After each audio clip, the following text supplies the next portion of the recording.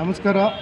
ಇವತ್ತು ಪತ್ರಿಕೆ ಪ್ರಕಟಣೆ ಮಾಡ್ತಕ್ಕಂಥ ಉದ್ದೇಶ ಏನಪ್ಪ ಅಂದರೆ, ಸುಮಾರು 2000 ವರ್ಷ ಇಸ್ವಿಯಲ್ಲಿ ಸರ್ವೆ ನಂಬರ್ 27-28ರಲ್ಲಿ ಸ್ಲಮ್ ಬೋರ್ಡ್ ವತಿಯಿಂದ 52 ಕ್ವಾರ್ಟರ್ಸ್ಗಳು ನಿರ್ಮಾಣ ಆಗಿರ್ತವೆ. ಅಲ್ಲಿ ಸುಮಾರು 20 ವರ್ಷಗಳಿಂದ ಜನ ವಾಸ ಮಾಡ್ತಿರ್ತಾರೆ. ಅವರಿಗೆ ಯಾವುದೇ ರೀತಿಯ ಮೂಲಭೂತ ಸೌಕರ್ಯಗಳಿರೋದಿಲ್ಲ, ಮತ್ತು ಲೈಟ್ ವ್ಯವಸ್ಥೆ ಇರೋದಿಲ್ಲ, ರೋಡ್ ವ್ಯವಸ್ಥೆ ಇರೋದಿಲ್ಲ, ಒಳಚರಂಡಿ ವ್ಯವಸ್ಥೆಗಳಿರೋದಿಲ್ಲ. ಮತ್ತು ಇಂಪಾರ್ಟೆಂಟಾಗಿ ಅಲ್ಲಿರ್ತಕ್ಕಂಥ ಜನರಿಗೆ ಹಕ್ಕುಪತ್ರಗಳು ಇವರು ಕೊಟ್ಟಿರುವುದಿಲ್ಲ ಅಂತ ಹೇಳಕ್ಕೆ ಇಷ್ಟಪಡ್ತೀನಿ. ಎರಡನೇದು ವಿಷಯ ಏನಪ್ಪ ಅಂದರೆ, ಅಲ್ಲೇ ಇರ್ತಕ್ಕಂಥ ಆಶ್ರಯ ಯೋಜನೆಯಲ್ಲಿ ಆಗಿರ್ತಕ್ಕಂಥ 600ರಿಂದ 700 ಮನೆಗಳು ಖಾಲಿ ಬಿದ್ದಿರ್ತವೆ. ಆ ಖಾಲಿ ಬಿದ್ದಿರ್ತಕ್ಕಂಥ ಮನೆಗಳಲ್ಲಿ ಸುತ್ತಮುತ್ತ ಹಳ್ಳಿಯಿಂದ ಏನು ಇಲ್ಲಿ ದುಡ್ಕೊಂಡು ಉಣಕ್ಕೆ ಬಂದಿರ್ತಾರೆ ಜನರು, ಅಂಥ ಜನರು ಸುಮಾರು 10 ವರ್ಷಗಳಿಂದ ಅಲ್ಲಿ ವಾಸ ಮಾಡ್ತಿರ್ತಾರೆ. ಅಂಥ ಜನರಿಗೂ ಸಹ ಯಾವುದೇ ರೀತಿಯಿಂದ ಪರಿಚಯ ಪತ್ರ ಆಗಲಿ, ಹಂಚಿಕೆ ಪತ್ರ ಆಗಲಿ, ಹಕ್ಕು ಪತ್ರಗಳಾಗಲಿ ಅವರು ಕೊಟ್ಟಿರುವುದಿಲ್ಲ. ಮತ್ತು ಮೇಲ್ನೋಟಕ್ಕೆ ಆಟೋ ರಿಕ್ಷಾ ನಡೆಸ್ತಕ್ಕಂಥ ನಮ್ಮ ಆಟೋ ಡ್ರೈವರ್ಗಳಿಗಾಗಿ ಅಲ್ಲಿ ಸುಮಾರು 1300 ಮೇಲ್ಪಟ್ಟಂಥ ಮನೆಗಳು ಮಾಡಿರ್ತಾರೆ. ಆ ಮನೆಗಳದಾಗೂ ಸಹ ಯಾರು ಮೂಲಭೂತ ನಿವಾಸಿಗಳು ವಾಸ ಮಾಡ್ತಾ ಇಲ್ಲ. ಅಲ್ಲಿ ವಾಸ ಮಾಡ್ತಿರ್ತಕ್ಕಂಥ ಜನರಿಗೆ ಅಲ್ಲಿ ರಾತ್ರಿ ದರೋಡೆ ಆಗಿರ್ಬೋದು, ಕಳ್ಳತನಗಳಾಗಿರ್ಬೋದು, ಅವರ ಮನೆಗಳ ಮೇಲೆ ಅನ್ಯಾಯ ಆಗಿರ್ಬೋದು, ಆಗ್ತಕ್ಕಂಥ ಸಮಯದಲ್ಲಿ ಕೇಳತಕ್ಕಂಥ ಒಂದು ವ್ಯವಸ್ಥೆ ಅಲ್ಲಿಲ್ಲ ಅಂತ ಹೇಳಕ್ಕೆ ಇಷ್ಟಪಡ್ತೀನಿ.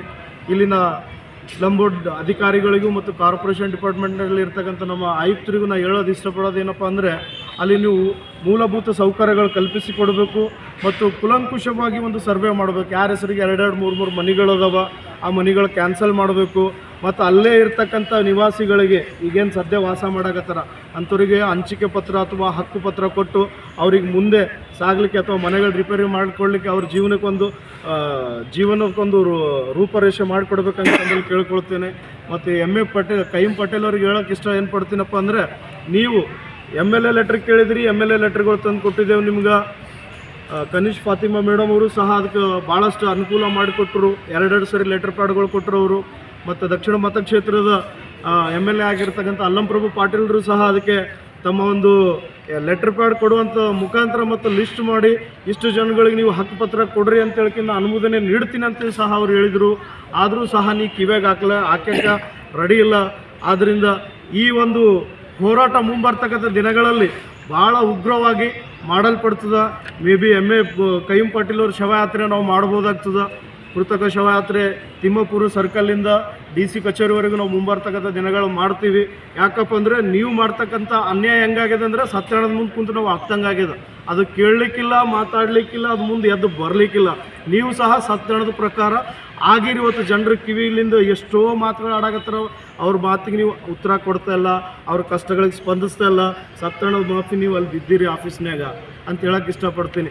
ಇವತ್ತೇನಾರ ನೀವು ಈ ಒಂದು ಪತ್ರಿಕೆಗೋಷ್ಠಿ ನಿರ್ಲಕ್ಷ್ಯ ಮಾಡೋದಾದರೆ ಮುಂಬರ್ತಕ್ಕಂಥ ಎಲ್ಲ ಅವಹೇಳನ ಘಟನೆಗಳಿಗೆ ನೇರ ಹೊಣೆ ಕೈಮ್ ಪಾಟೀಲ್ ಅವ್ರು ಆಗಿರ್ತಾರೆ ಅಂತ ಹೇಳಕ್ಕೆ ಇಷ್ಟಪಡ್ತೀನಿ. ಯಾಕಂದರೆ ಅಲ್ಲಿ ನಾವು ಸತ್ತಿರ್ತಕ್ಕಂಥ ಹೆಣಗಳನ್ನು ಇಟ್ಕೊಂಡು ಕುಂತಾಗ ಕಾರ್ಪೊರೇಷನ್ದವ್ರು ಹೇಳ್ತಾರೆ ಇದು ನಮ್ಮ ಅಂಡರ್ ಬರೋದಿಲ್ಲ, ಪಂಚಾಯತಿದವ್ರು ಹೇಳ್ತಾರೆ ಇದು ನಮಗೆ ಹ್ಯಾಂಡ್ ಓವರ್ ಮಾಡಿಲ್ಲ. ಆ ಬಾಡಿನ ಒಯ್ದು ಸುಟ್ಟು ಅಥವಾ ಮಣ್ಣು ಮಾಡಿದ್ಮ್ಯಾಗ ಅದಕ್ಕೆ ಬೇಕಾಗಿರ್ತಕ್ಕಂಥ ದಾಖಲೆಗಳು ತೊಗೊಂಡಿಟ್ಟಾಗ ನಾವು ಕಾರ್ಪೊರೇಷನ್ಗೆ ಹೋದ್ರೆ ಕಾರ್ಪೊರೇಷನ್ದವ್ರು ಡೆತ್ ಸರ್ಟಿಫಿಕೇಟ್ ಕೊಡೋಂಗಿಲ್ಲ. ನೀವು ಪಂಚಾಯತಿಗೆ ಹೋಗ್ರಂತಾರೆ, ಪಂಚಾಯತಿದವ್ರು ಇನ್ನೂ ನಂಬಲ್ಲಿ ಸೇರ್ಪಡೆನೇ ಆಗಿಲ್ಲ. ಇದು ಅವ್ರಿಗೆ ಸೇರ್ಪಡೆ ಮಾಡೋಕೆ ಹೇಳ್ರಿ ನಾವು ಕೊಡ್ತೀವಿ ಅಂತ ಹೇಳ್ತಾರೆ. ಇಲ್ಲಿ ಕಾರ್ಪೊರೇಷನ್ ಮತ್ತು ಸ್ಲಮ್ ಬೋರ್ಡ್ ಎರಡರ ನಡಬರ್ಕ ಪಾಸಿಟಿವ್ ಆಗ್ತಕ್ಕಂಥವ್ರು ಜನಸಾಮಾನ್ಯರು ಆಗಿದ್ದಾರೆ ಅಂತ ಹೇಳಕ್ಕೆ ಇಷ್ಟಪಡ್ತೀನಿ ಅಂತೇಳಿ ಕರ್ನಾಟಕ ಆದಿಜಂಬೋ ಸಂಘದ ಜಿಲ್ಲಾ ಅಧ್ಯಕ್ಷ ಆಗಿರ್ತಕ್ಕಂಥ ಗುಂಡೇಶಂ ಶಿವನೂರ್ ಅಂತ ನನ್ನ ಹೆಸರು.